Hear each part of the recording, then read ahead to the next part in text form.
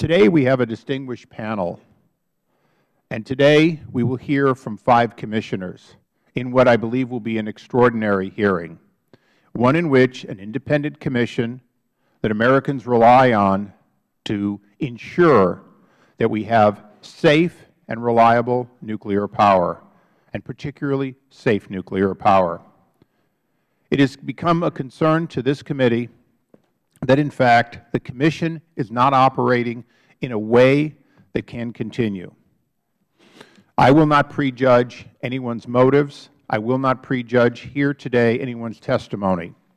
But I am deeply concerned that a Commission is not, in fact, an autocratic agency. It is not, in fact, the office of any one person. For a Commission to work successfully, or any agency that has a board, whether it's the National Transportation Safety Board or a host of others that we rely on for safety particularly, it has to lead by consensus. Doing the basic arithmetic, this is a 3 Democrat, 2 Republican Commission.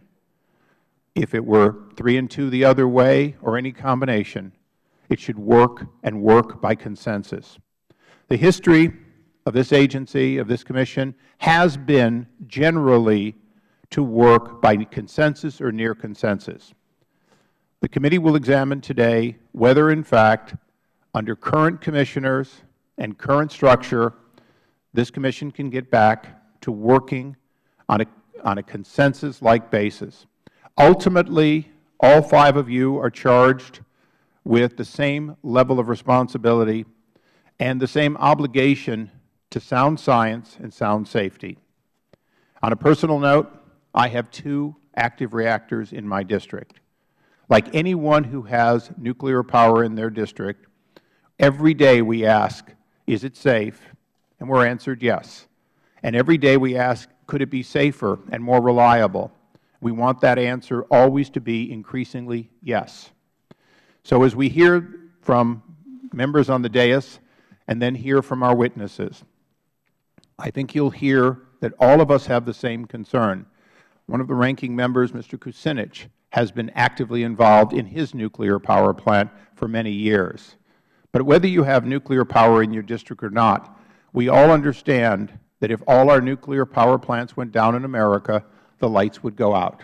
There is not sufficient replacement power today or in the foreseeable future to live without the highly reliable base load that comes from nuclear energy.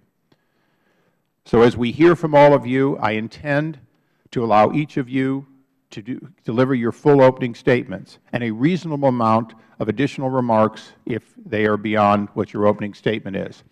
I then intend to be very, very, very, very willing to hear you give a complete answer to any question. That's not to say that members on the dais can go to 4 minutes and 59 seconds and then somehow find a question. But I want to hear from each of you. This is not one in which anyone on the dais here today, to the best of my knowledge, has the capability of taking the seats you occupy. We have to rely on what we learn here today to know whether or not this Commission can operate at the level that is essential if we're going to have safe nuclear power in this country. And with that, I recognize the ranking member for his opening statement.